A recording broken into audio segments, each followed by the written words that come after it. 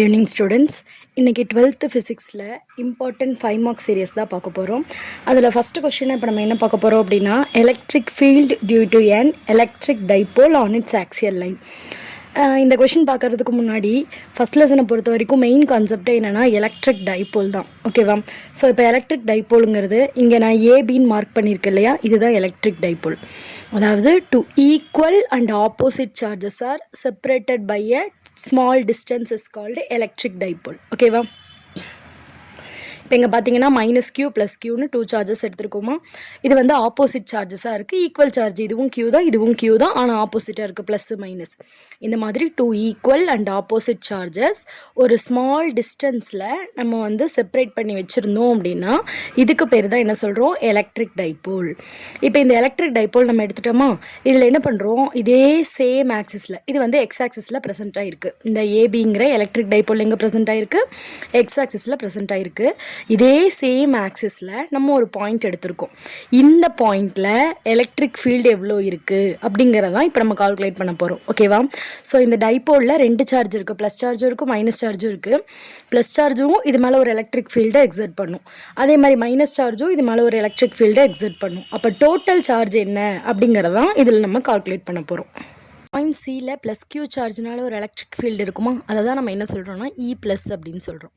Minus q சார்ஜ்னால ஒரு electric field இருக்குமா, அதை தான் நம்ம என்ன சொல்கிறோம், E மைனஸ் அப்படின்னு சொல்கிறோம்.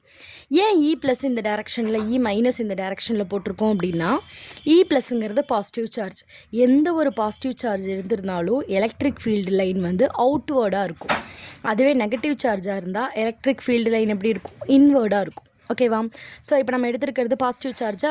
ஸோ பாசிட்டிவ் சார்ஜை பொறுத்த வரைக்கும் இந்த பாயிண்ட்லேருந்து எலக்ட்ரிக் ஃபீல்டு எப்படி இருக்கும், அவுட்வேர்டாக இருக்கும். பாசிட்டிவ் சார்ஜை விட்டு வெளியில் போகிற மாதிரி இருக்கும். அதனால தான் E ப்ளஸ் போட்டிருக்கோம்.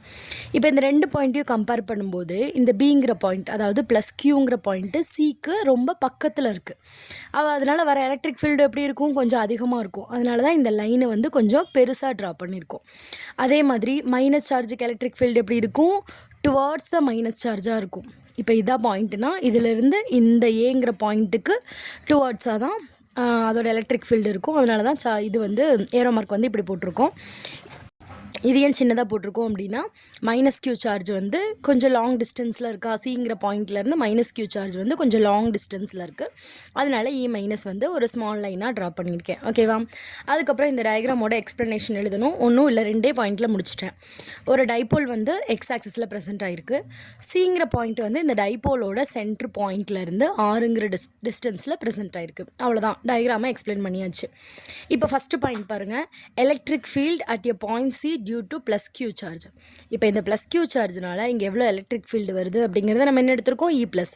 So E plus is equal to electric ஃபீல்டுக்கான ஃபார்முலா இது.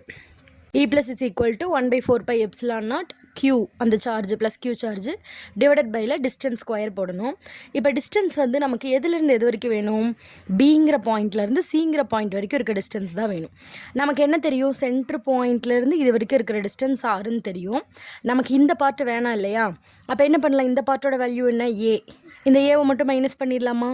ஸோ டோட்டலாக இதிலேருந்து இது வரைக்கும் இருக்கிறது R, இந்த பாயிண்ட் நமக்கு வேண்டாம். அதனால் மைனஸ் பண்ணிட்டோம் அப்படின்னா இந்த டிஸ்டன்ஸ் என்ன ஆயிரும், R மைனஸ் ஏன்னு ஆகிடும். ஓகேவா? அதை தான் நம்ம இங்கே போட்டிருக்கோம். அடுத்து அதே மாதிரி மைனஸ் q சார்ஜ்னால எவ்வளோ எலக்ட்ரிக் ஃபீல்டு வருதுன்னா அதே சேம் E மைனஸ் போட்டுக்கலாம். அதே ஃபார்முலா -1/4πε0. இங்கே வந்து நான் ஏன் மைனஸ் போட்டிருக்கேன்னா, நம்ம எடுத்திருக்க சார்ஜ் என்னது, மைனஸ் q சார்ஜ். அதனால தான் மைனஸ் q போட்டிருக்கோம். இங்கே மைனஸ் போட்டிருக்கேன், இங்கே q போட்டிருக்கேன். டிவைடட் பை இப்போ டிஸ்டன்ஸ் இது வரைக்கும் நமக்கு வேணும், ஏங்கிற பாயிண்ட்லேருந்து சிங்கிற பாயிண்ட் வரைக்கும் வேணும். ஏலேருந்து இந்த O வரைக்கும் இருக்க பாயிண்ட்டு 6ன்னு தெரியும். எக்ஸஸ் டிஸ்டன்ஸ் என்ன, இங்கேருந்து இது வரைக்கும் இருக்க டிஸ்டன்ஸு A. அப்போ டோட்டல் வேல்யூ என்ன, எப்படி எழுதலாம், R + Aன்னு எழுதலாமா. ஸோ இந்த இடத்துல R + Aன்னு எழுதியிருக்கோம் டிஸ்டன்ஸ். ஓகேவா? இது ரெண்டும் புரிஞ்சுதா?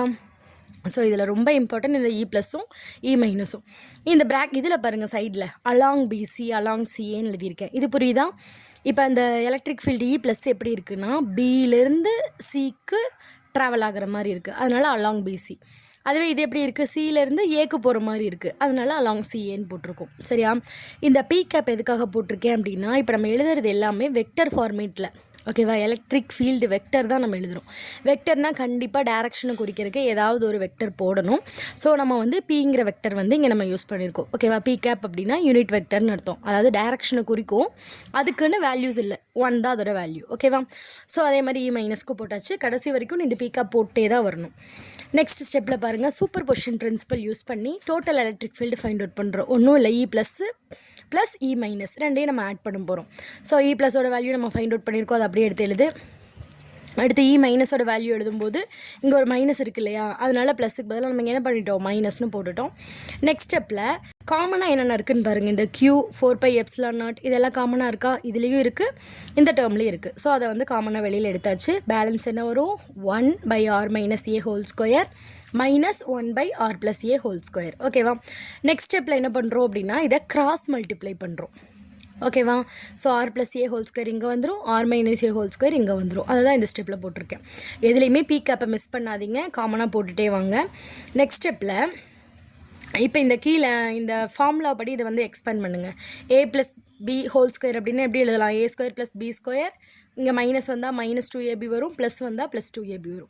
அந்த ஃபார்முலா படி இது ரெண்டையும் நான் எக்ஸ்பேண்ட் பண்ணி எழுதிட்டேன். r+a² r² + a² + 2ra, r-a² r² + a² -2ra. ஓகேவா?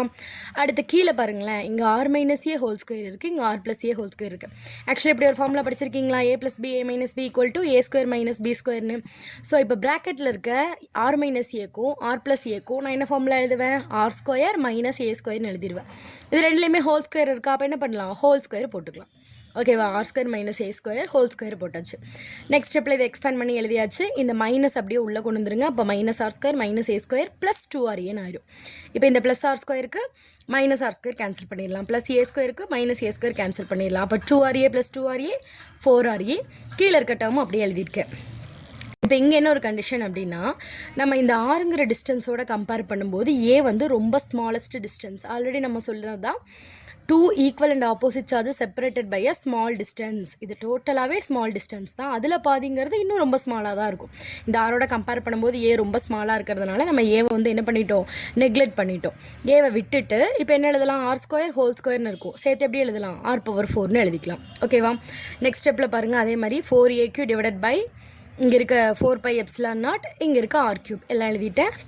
பி கேப் போட்டிருக்கேன். இப்போ என்ன பண்ணலாம் அப்படின்னா, எலக்ட்ரிக் டைபோல் மொமெண்ட்டுக்கான ஃபார்முலா இது.